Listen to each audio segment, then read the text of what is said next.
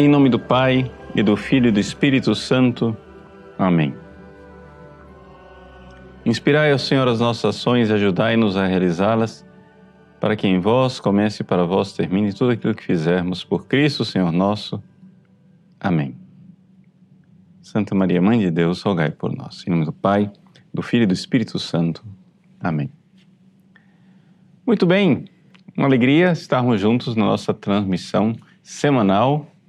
Essa semana a transmissão é ao vivo e eu gostaria de dedicar este programa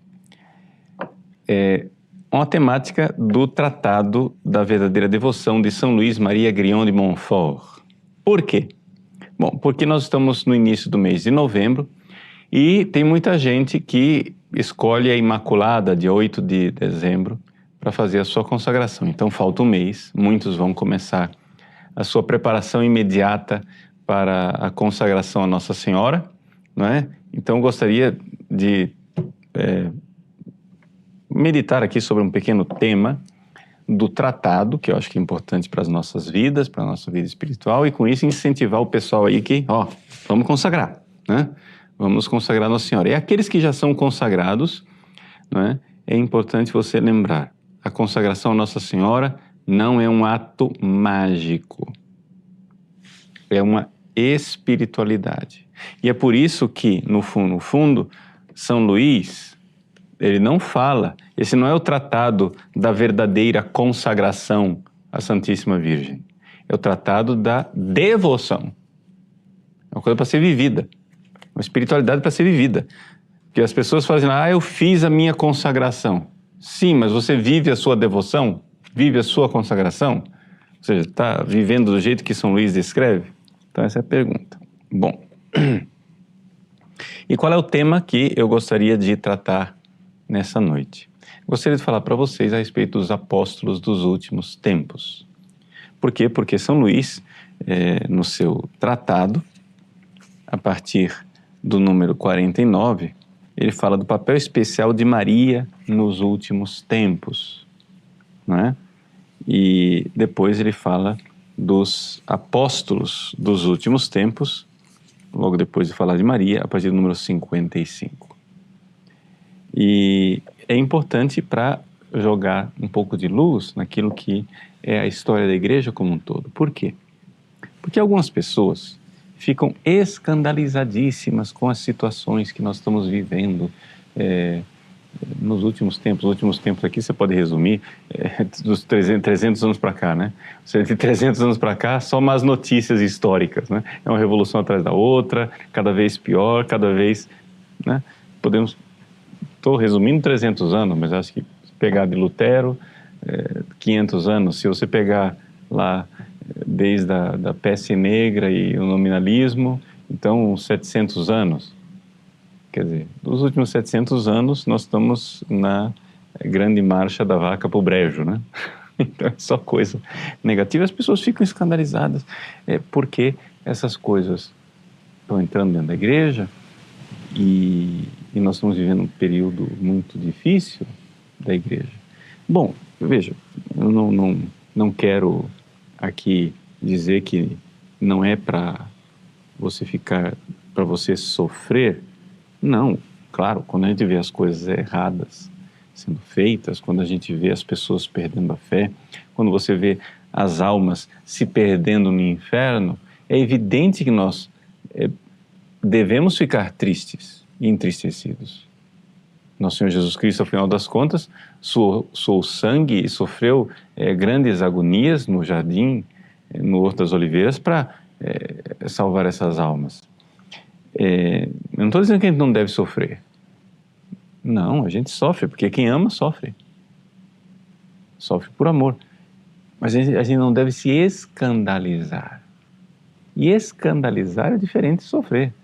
Escandalizar quer dizer o seguinte, você fica com a fé abalada, você fica se perguntando, onde está Deus? Onde está Deus?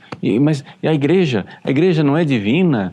E como está Deus? Gente, nosso Senhor Jesus Cristo disse, quando nos evangelhos Jesus está lá descrevendo o fim dos tempos, as grandes tragédias, as grandes catástrofes, etc, etc.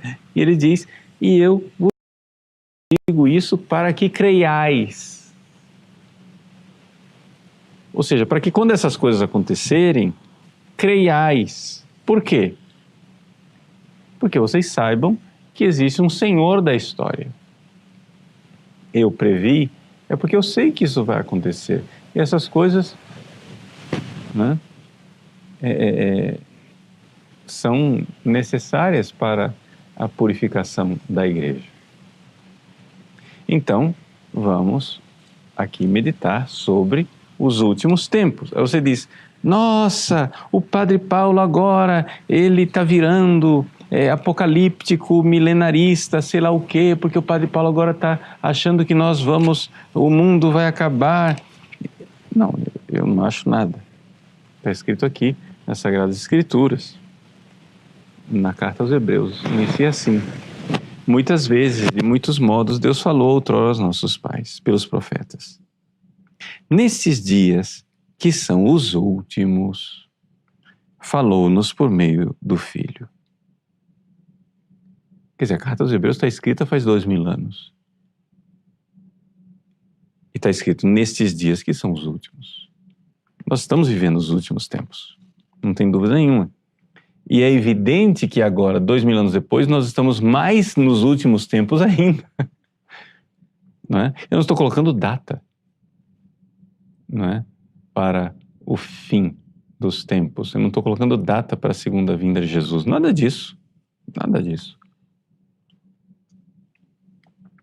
Eu só estou dizendo, e é verdade, que a igreja sabe o que vai acontecer nos últimos tempos. O que a gente não sabe é quando, mas a gente sabe o que vai acontecer. E o que é que vai acontecer? Pronto, lá vem Padre Paulo com o Tratado da Verdadeira Devoção, porque São Luís era um profeta. Lá vem Padre Paulo com revelações privadas de La Salette. Lá vem Padre Paulo que lê, interpretar o segredo de Fátima. Lá vem Padre Paulo que ele lê o Apocalipse. Gente, eu não preciso nada disso, eu só preciso do catecismo. Vamos ler o catecismo? Catecismo da Igreja Católica, está aqui. Número 675. Já é um texto conhecido, já comentei várias vezes aqui no site, né? Antes do advento de Cristo, diz o nosso catecismo, é a nossa fé, tá? A igreja deve passar por uma provação final que abalará a fé de muitos crentes. Então, a provação, eu estou dizendo essas coisas aqui para que a fé dos crentes não se abale. Por quê? Porque tem gente que vai se escandalizar. Mas Jesus disse, avisou, não façam isso, não percam a fé. Eu estou dizendo isso para que quando acontecer, creiais. E a igreja vai passar por uma provação. A perseguição que acompanha a sua peregrinação na terra desvendará o mistério da iniquidade sob a forma de uma impostura religiosa, que há de trazer aos homens uma solução aparente aos seus problemas, à custa da apostasia da verdade. Então, o nosso catecismo está dizendo que haverá uma grande apostasia. Agora, veja, só pode apostatar quem tem fé. Então, o que nós estamos entendendo, não é, é que haverá grande apostasia dentro da igreja, e eu acho que a gente não precisa ser vidente, profeta, só basta você viver no mesmo mundo no qual eu vivo. Pergunto, as pessoas estão ou não estão perdendo a fé? Não somente as estatísticas nos mostram que é verdade que as pessoas estão perdendo a fé, né? Porque em muitos lugares do planeta as igrejas estão cada vez mais vazias, o número dos batismos está diminuindo, e etc, etc. Mas a gente sabe, inclusive, dentro da própria igreja, no sentido de as pessoas que você vê na missa, no domingo. Em muitos lugares, as pessoas que vão à missa no domingo não têm fé. E você vê isso. Foi feita uma pesquisa nos Estados Unidos, 70% dos católicos americanos, não é, que vão à missa, não acreditam na presença real de Jesus na Eucaristia. Para eles é um símbolo. Para eles é uma lembrança, uma ceia. Ora, se isso não é a grande apostasia, o que vai ser então? E a gente vê isso, infelizmente também, entre pregadores, entre os nossos pastores, né, que existe uma dificuldade de crer naquilo que a igreja sempre ensinou e, portanto, vão escolhendo aquilo no qual creem, e muitos terminam naufragando na fé. A impostura religiosa suprema é do anticristo, isto é, a de um pseudo-messianismo em que o homem glorifica a si mesmo em lugar de Deus e de seu Messias que veio na carne.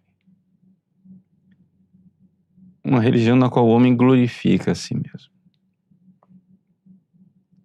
Então, o catecismo, né, prevê que no final, número 677, estou pulando o 676, que é em letra menor, é importante também, né, mas é só uma questão de condenação do milenarismo, etc. e tal. A igreja só entrará na glória do reino, número 677 do catecismo, por meio dessa derradeira Páscoa. Ninguém se iluda, derradeira Páscoa quer dizer o seguinte, passagem, né? Páscoa quer dizer o quê? Paixão, morte e ressurreição de nosso Senhor Jesus Cristo. Não é isso que nós celebramos, não é o mistério pascal? É morte e ressurreição. Então ele está dizendo que a igreja passará pela morte e ressurreição. Ou seja, pelo que a gente vê nas descrições, no Apocalipse, etc e tal, e nas revelações privadas, o que é que vai acontecer? Vai acontecer que a igreja vai sumir do mapa humanamente falando. No fim dos tempos. Quando será isso? Pode ser amanhã, pode ser daqui a 1000 anos. Mas a igreja passará por uma aparente morte aos olhos dos homens. Né? E, portanto, o reino não se realizará. Eu não sei qual é a parte da palavra não que as pessoas não entendem.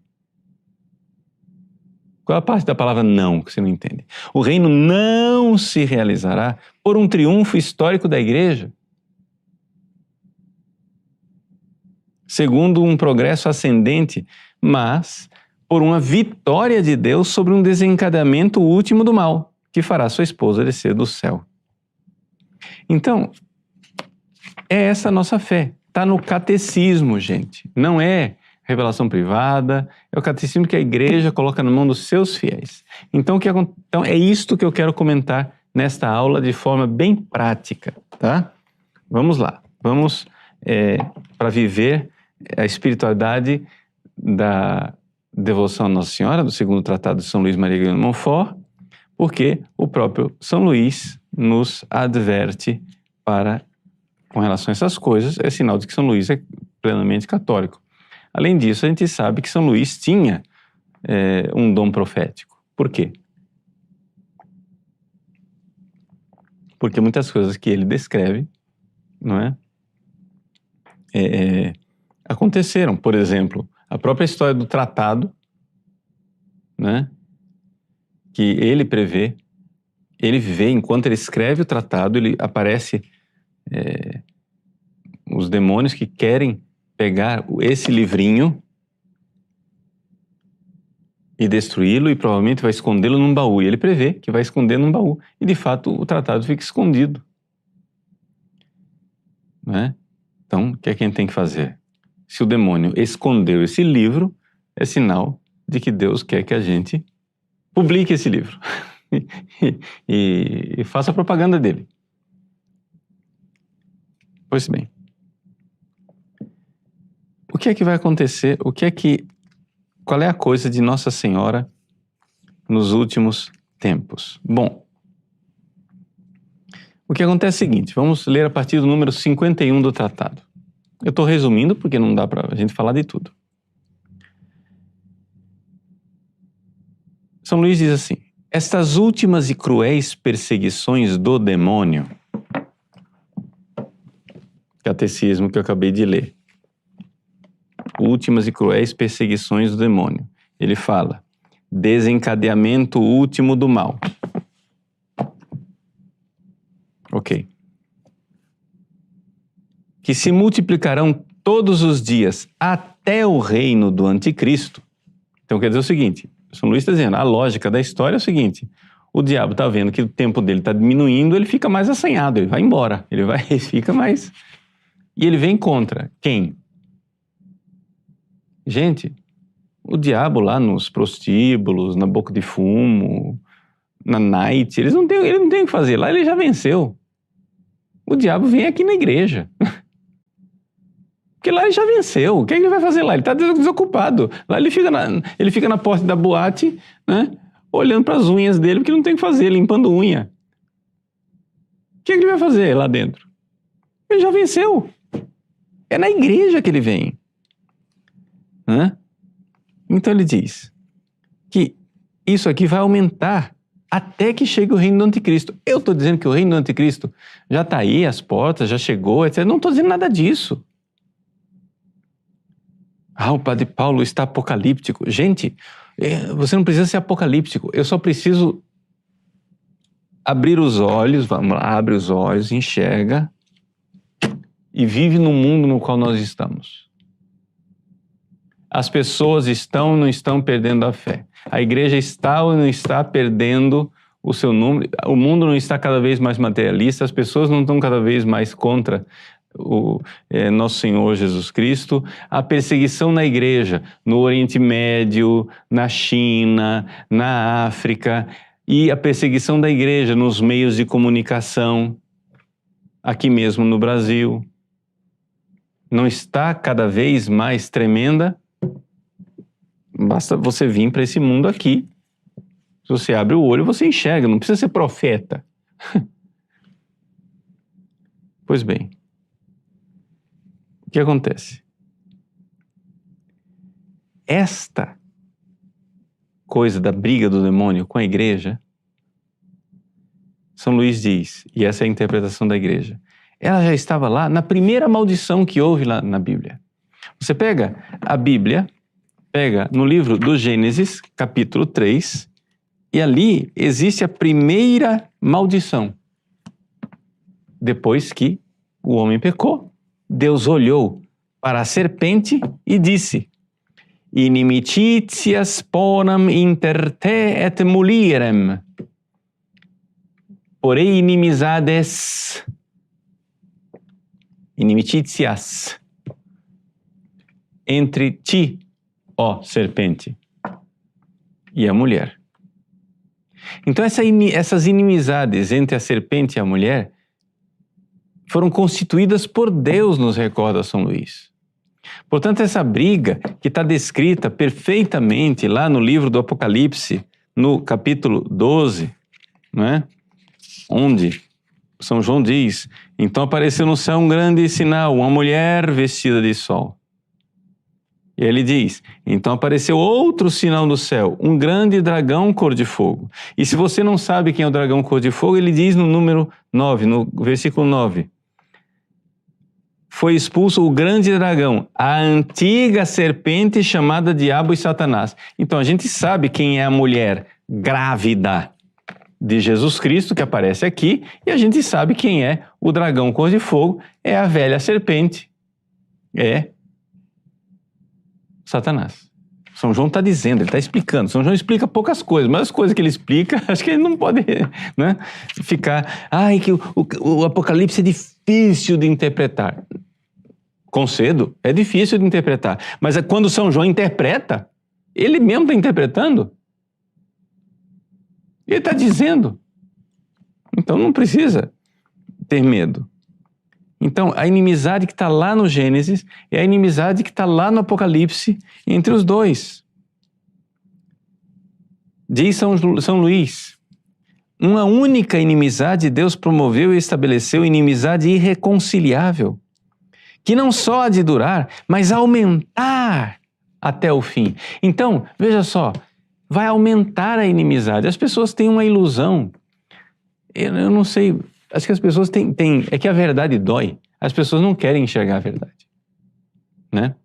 Aí, não, vamos fazer assim, porque quando a gente amar, se nós cristãos amarmos, o mundo vai se converter e eles vão dizer que nós somos fofos e vão mandar coraçãozinho para nós. Não vai acontecer isso.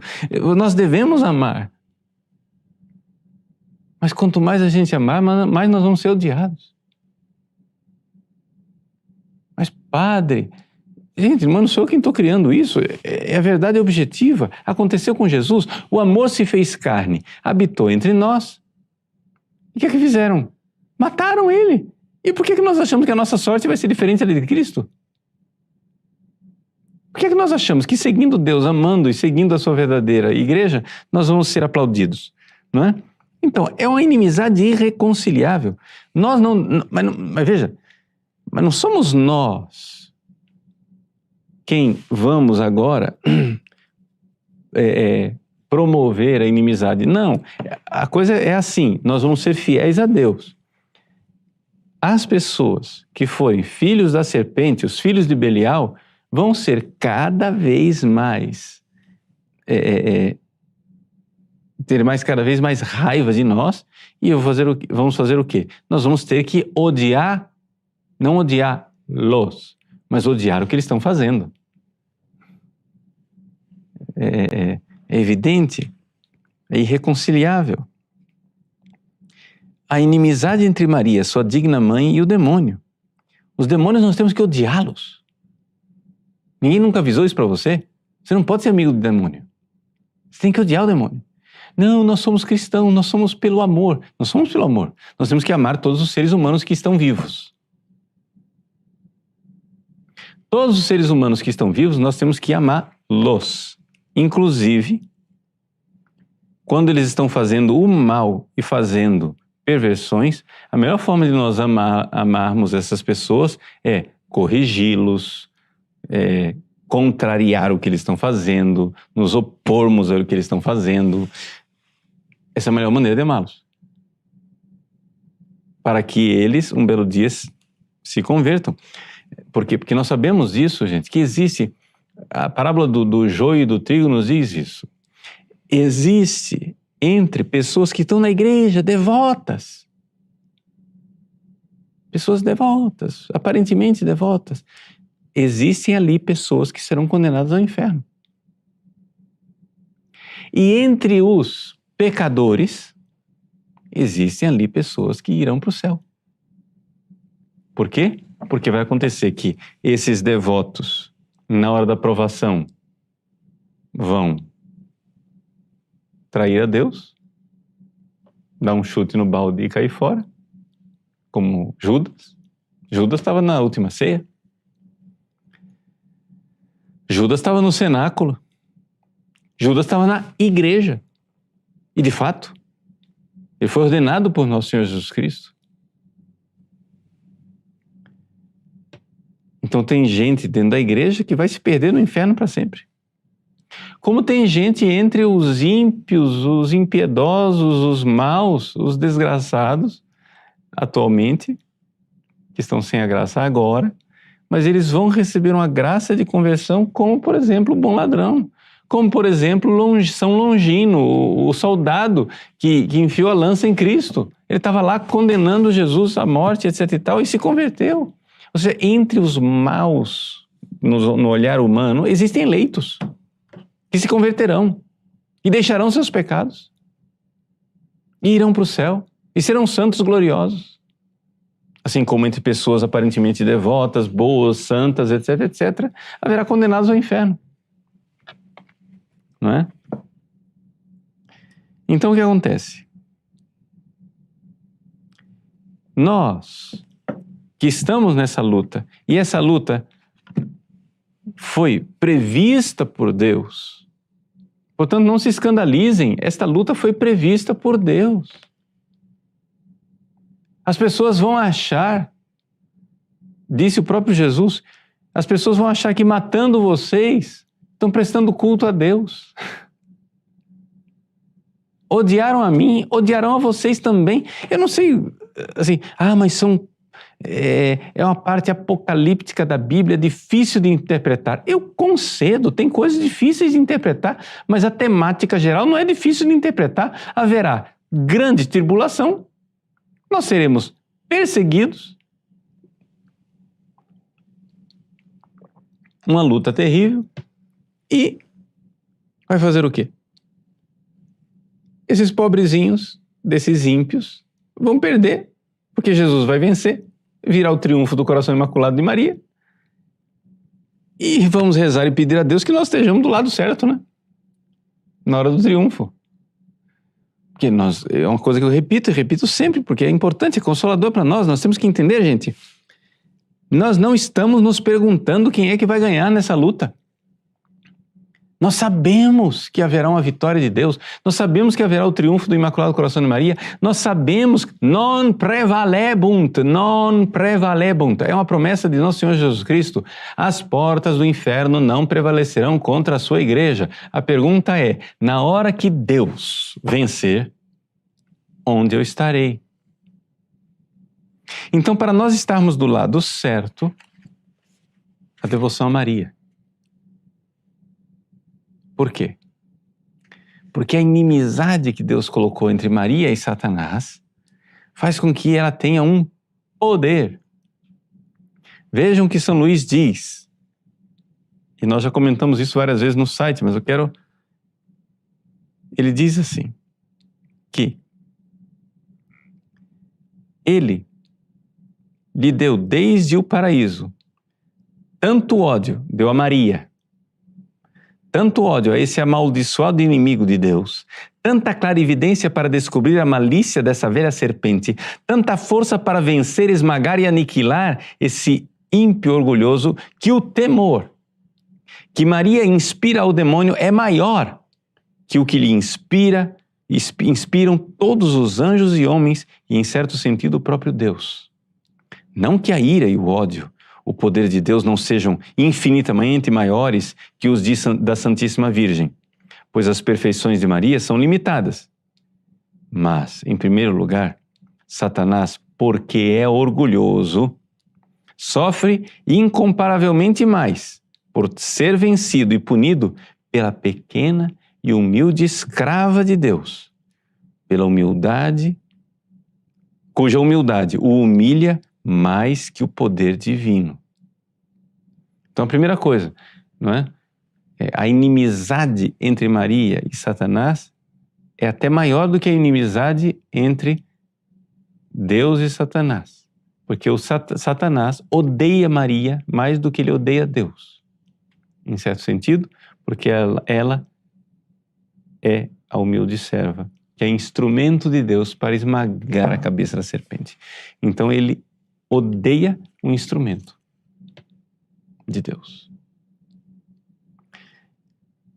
Depois, em segundo lugar, porque Deus concedeu a Maria tão grande poder sobre os demônios, que como muitas vezes se viram obrigados a confessar pela boca dos possessos, infunde-lhes mais temor um só de seus suspiros por uma alma que as orações de todos os santos, uma só de suas ameaças que todos os outros tormentos. Então, Maria, um suspiro de Maria faz o inferno tremer. Em Lourdes nós vimos isso. Na segunda ou terceira aparição, não me lembro, quando Bernadette foi até a gruta, ela ouviu uma voz terrível, infernal, que vinha da direção do rio, do chão, na direção do chão, né? No rio, lá. E a voz dizia que ela saísse dali, que ela se afastasse, que ela fosse embora. Então Bernadette, assustada com aquela voz, olhou para a Virgem Santíssima e a Virgem Maria não disse nada. Ela só olhou com um olhar severo na direção da voz. E a voz foi embora. Ou seja, um olhar de Maria faz o demônio se afastar. Então, se nós estivermos junto com ela, nós estamos com aquela que é terrível como um exército em ordem de batalha. Terrível para os demônios, claro. Não para nós. Para nós ela é mãe. Mas para os demônios ela é terrível. Então, como é que nós então devemos viver isso na prática? Para que nessa luta nós estejamos do lado dela, que tem esse poder maravilhoso. Bom, primeiríssima coisa, nós precisamos de humildade. E a prática da verdadeira devoção é uma prática humilde. Porque é mais humilde você fazer tudo por Maria do que você, de forma menos humilde, ir direto com Deus. Ou seja, nós vamos através dela porque não sou digno de ir diretamente. Então eu vou com Maria para Deus. Então, nesses últimos tempos, quando aumentar a luta entre os filhos de Maria, ou seja, a igreja, e os filhos de Belial, o que é que vai acontecer? A serpente vai armar insídias ao seu calcanhar. Quem é o calcanhar de Maria? Somos nós. Somos humildes. O calcanhar é uma parte humilde do corpo.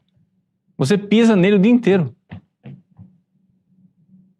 E a cabeça da serpente é a parte orgulhosa do corpo. É a parte mais elevada, a cabeça. Então, o calcanhar esmaga a cabeça. Esse calcanhar que esmaga a cabeça, o pessoal fica se perguntando, não, mas quem esmaga a cabeça é Maria ou é a descendência dela? Jesus. É Maria ou é Jesus? É Maria ou Jesus? É Maria ou Jesus? Não, somos nós. Por quê? Porque o calcanhar da mulher, não é? Que é Maria e a igreja, somos nós. Ou seja, Deus, Jesus, claro, irá vencer. A vitória é dele. Claro, ele vai usar Maria Santíssima. E o triunfo é do Imaculado Coração dela. Mas se nós formos humildes, seremos instrumentos desse triunfo. Ou seja, quando Satanás, estou lendo no número 54, quando Satanás começar a armar insídias ao seu calcanhar, isto é, aos seus humildes servos, aos seus pobres filhos, os quais ela suscitará para combater o príncipe das trevas, eles serão pequenos e pobres aos olhos do mundo. É o que o catecismo está dizendo. Não vai ter um triunfo da igreja em termos humanos. Não é isso. Aos olhos do mundo, eles vão ser pequenos e pobres e rebaixados diante de todos, como o calcanhar.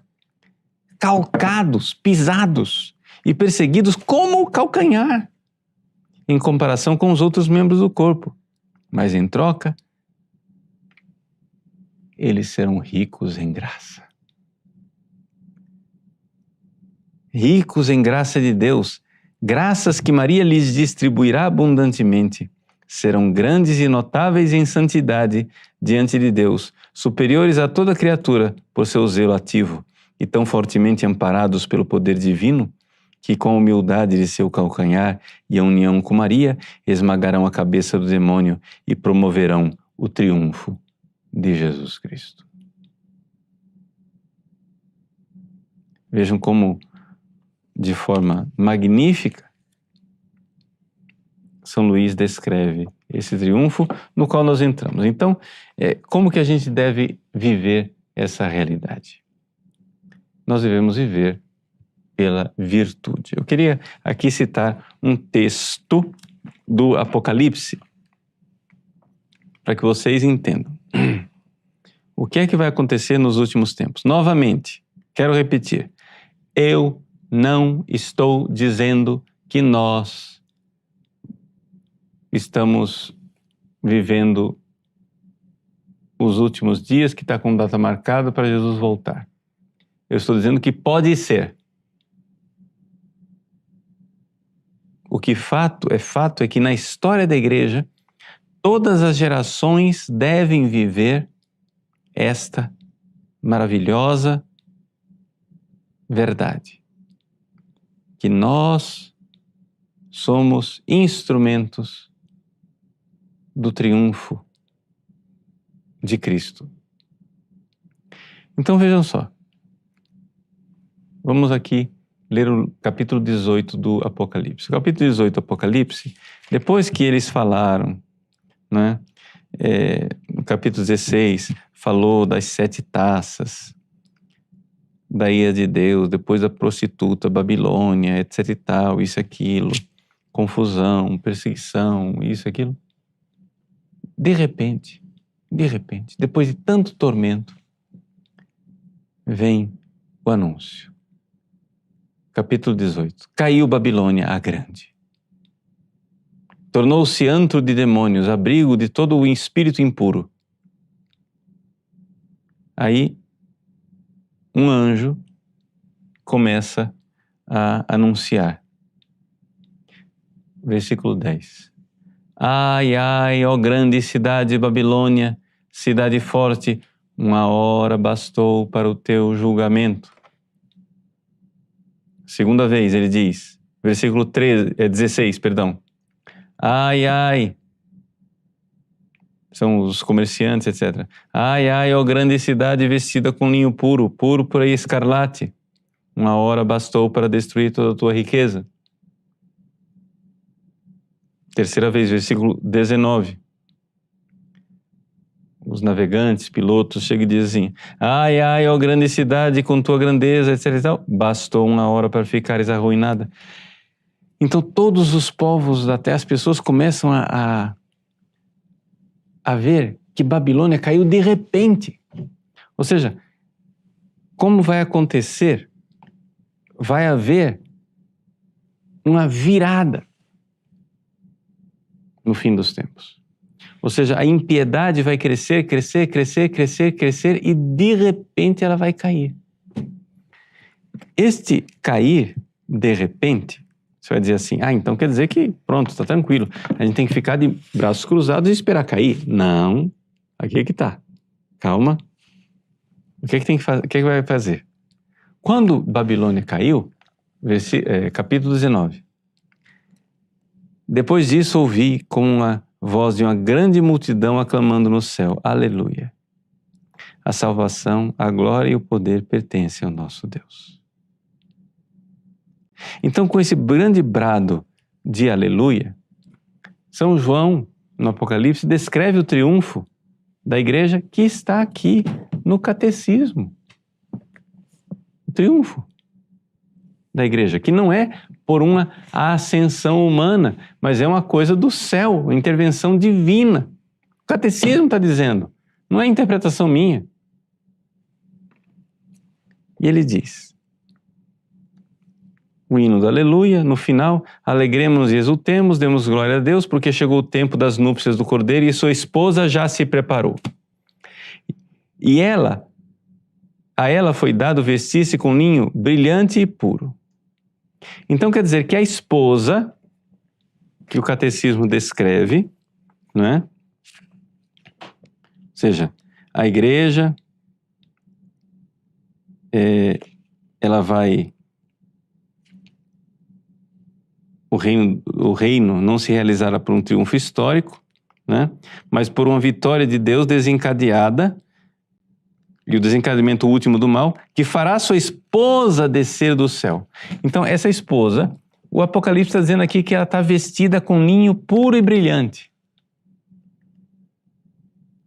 E São João, que nunca explica nada, de repente explica. O que é esse linho puro? O linho significa as obras justas dos santos. No original grego, ta dikaiomata ton hagion estin. Ta dikaiomata. Dikaios, as coisas justas. Dikaiomata, as obras justas. Quer dizer, as virtudes inspiradas por Deus, virtudes infusas de virtudes heróicas, virtudes de santidade. Ou seja, é a santidade. Então, veja só, aqui que está a lógica, eu quero que você entenda isso. Grande tribulação e derrota da igreja. De repente, corte, uma virada. Aleluia! Caiu a Babilônia, aleluia, triunfo. E de repente a igreja aparece vestida de linho puro. Mas de onde veio esse linho puro? São João explica, a obra dos justos. E essas obras dos justos, quando elas foram feitas? Lá durante a perseguição, ué. Quer dizer que enquanto vai acontecendo a perseguição da igreja e a luta entre os filhos de Belial e os filhos da Virgem Santíssima, os justos, os filhos da Virgem vão tecendo com suas obras, com suas virtudes, eles vão tecendo a roupa, o linho fino e brilhante. Então, aqui é que está a coisa. Como que a gente deve viver isso? Ou seja, no meio da tribulação, no meio da grande apostasia, é a fidelidade. Através de Maria, com ela, viver essa fidelidade. Porque haverá o triunfo. Nós vamos estar vivos para ver esse triunfo? A resposta, não sei. Só sei que o triunfo final virá. E esse triunfo final foi preparado pelo linho puro e fino, que são as obras dos justos. Então, viver a verdadeira devoção, viver essa entrega a Deus através da Virgem Maria, é ser esses descendentes da mulher, esses filhos da mulher, que vão tecendo o linho fino, o linho puro da vitória final da igreja. Resumo, aguenta firme. Eu disse essas coisas para que quando acontecer, creiais. Não se escandalizem. Sofrer, a gente vai sofrer. Mas não se escandalize. Eu disse isso para que vocês tenham fé. Então, vamos agora ver a descrição que São Luís faz dos apóstolos. Ele diz assim, número 56. Evidente que eu estou pulando, não é? Mas quem serão esses servidores, esses escravos e filhos de Maria? Serão ministros do Senhor, ardendo em chamas abrasadoras, que lançarão por toda parte o fogo divino, do divino amor. Por falar em chamas abrasadoras, quem nunca leu ou rezou, põe aí depois no Google, né? Oração abrasada de São Luís, onde ele faz uma oração para esses apóstolos dos últimos tempos. Procura a oração abrasada. Você vai ver muito mais detalhes disso que nós estamos falando aqui. Serão como flechas agudas, sicutsade tem mano potentes, como flechas agudas nas mãos de Maria Todo-Poderosa, pronta a transpassar seus inimigos. Serão filhos de Levi bem purificados no fogo das grandes tribulações, e bem colados a Deus, ou seja, qui aderet Domino. Aí ele faz uma comparação com os 3 reis magos, ouro, incenso e mirra. Levarão o ouro do amor no coração, o incenso da oração no espírito e a mirra da mortificação no corpo, e que serão em toda parte para os pobres e os pequenos o bom odor de Jesus Cristo, e para os grandes os ricos e os orgulhosos do mundo um odor repugnante de morte. Então, os ministros de Deus, esses filhos de Maria, esses filhos, não é, da Virgem Santíssima, esses justos que vão preparar o linho puro da igreja, eles terão o bom odor de Cristo e terão o odor repugnante de morte para os maus. E ele vai descrevendo as virtudes, e no número 58 ele diz: serão verdadeiros apóstolos dos últimos tempos. Esta realidade dos verdadeiros apóstolos dos últimos tempos, ele diz, número 59, que sabemos, enfim, que serão verdadeiros discípulos de Jesus Cristo, andando nas pegadas de sua pobreza e humildade. Essas são as armas. Deus olhou para a humildade do sua serva, o poderoso fez em mim maravilhas. É a pobreza e a humildade de Jesus, o desprezo do mundo e a caridade, ensinando o caminho estreito de Deus na pura verdade, conforme o Santo Evangelho. Não pelas máximas do mundo. Essa história de não, nós temos que nos adaptar ao mundo moderno. É exatamente o contrário. No fim dos tempos tem que ser o contrário.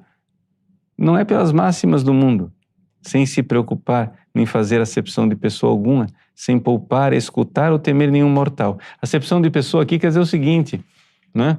É que às vezes você faz acepção de pessoa da seguinte maneira: você é um pregador, aí o sujeito é rico, aí você se comporta como um manso cordeirinho. O outro é pobre, aí você é um leão que ruge. Você faz acepção de pessoas. Não tenha medo.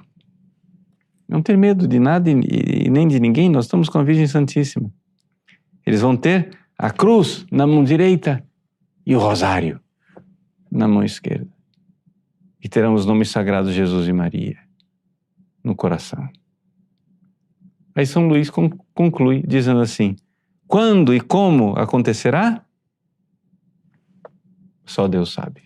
Ou seja, o que mostra que São Luís é perfeitamente católico e ortodoxo. Ele não está colocando data para nada e nem nós estamos colocando essas datas. Nós só estamos dizendo o seguinte: gente, São Luís, vamos só para entender isso daqui. São Luís pregou essas coisas. Logo depois da morte de São Luís, veio a Revolução Francesa.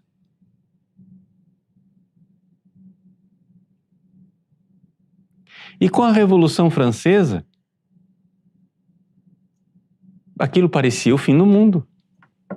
Aquela região da Vendéia, onde São Luís pregou, aquelas pessoas ficaram firmes na fé, porque tinham Nossa Senhora com elas, e para elas aquilo foi o Apocalipse. Porque morreram, derramaram seu sangue. Foram verdadeiramente justos, que com as suas obras teceram o vestido da esposa com linho puro. Essas pessoas morreram há 300 anos atrás. E foram os justos que viveram a tribulação e teceram as vestes da esposa com linho puro. E realizaram isso que São Luís está dizendo. Quando vai acontecer? Nós não sabemos. Mas aconteceu há 300 anos atrás? Pode. E acontecerá nos nossos tempos, e já está acontecendo, como pode e acontecerá na segunda vinda de Cristo, que pode ser amanhã ou pode ser daqui a 1000 anos. Nós não sabemos quando será. O que a gente tem certeza é que existem as inimizades. Porém, inimizades entre ti e a mulher, disse Deus à serpente. E, portanto, se nós estivermos com Maria, e imitarmos as suas virtudes, nós estaremos vivendo a verdadeira devoção e estaremos tecendo as vestes da esposa com as virtudes da Virgem Maria. Se nós formos esses verdadeiros filhos de Maria, que verdadeiramente vão aguentando pacientemente, vão evangelizando, vão transformando as pessoas, fazendo a fé crescer nos corações, etc. Mesmo que pareça que nós estamos perdendo. Não estamos perdendo. Não estamos perdendo. A gente já sabe quem foi que perdeu. O diabo sabe que ele não tem tempo. Ele só faz mais arruaça. Ele está fazendo mais barulho, não é? Para terminarmos com uma palavra mais positiva para você entender, São Luís diz no número 217 do tratado, falando do tempo daquilo que em Fátima Nossa Senhora chama de o triunfo do seu Imaculado Coração. Ele diz: quando virá este tempo feliz? Quando virá esse tempo feliz em que Maria será estabelecida Senhora e soberana nos corações, para submetê-los plenamente ao império do seu grande e único Jesus? Quando será o dia em que as almas respirarão Maria, como o corpo respira o ar? Então, coisas maravilhosas acontecerão. Nesse mundo, onde o Espírito Santo, encontrando sua querida esposa como que reproduzida nas almas, a elas descerá abundantemente, enchendo-as de seus dons, particularmente do dom da sabedoria, a fim de operar maravilhas da graça. Meu caro irmão, quando chegará esse tempo feliz, esse século de Maria, em que inúmeras almas escolhidas, perdendo-se no abismo de seu interior, se tornarão cópias vivas de Maria para amar e glorificar Jesus Cristo?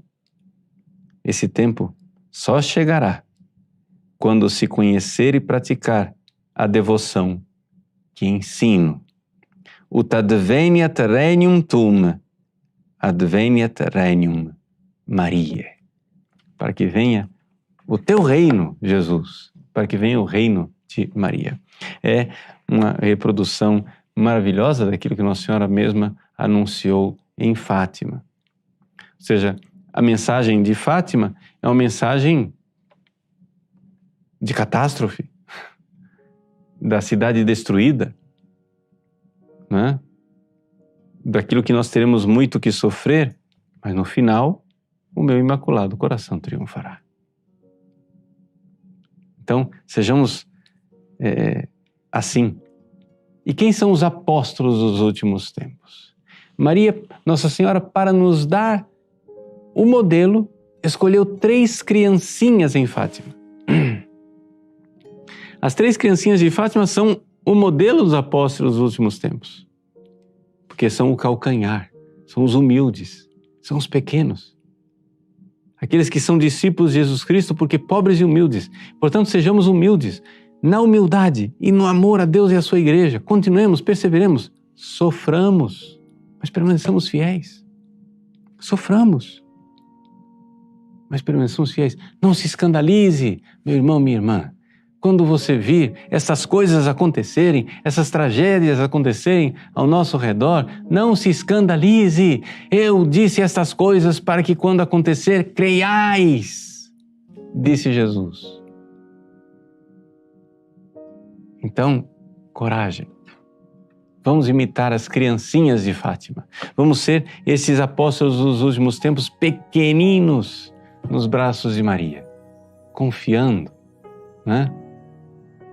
Sendo verdadeiros soldados de Cristo, que juntamente com a Mãe Santíssima lutam, aquela luta que está prevista por Deus desde toda a eternidade, para o triunfo do Imaculado Coração de sua Mãe Santíssima. Deus abençoe você. Vamos continuar firmes, devotos da Virgem Santíssima. Em nome do Pai, e do Filho, e do Espírito Santo. Amém.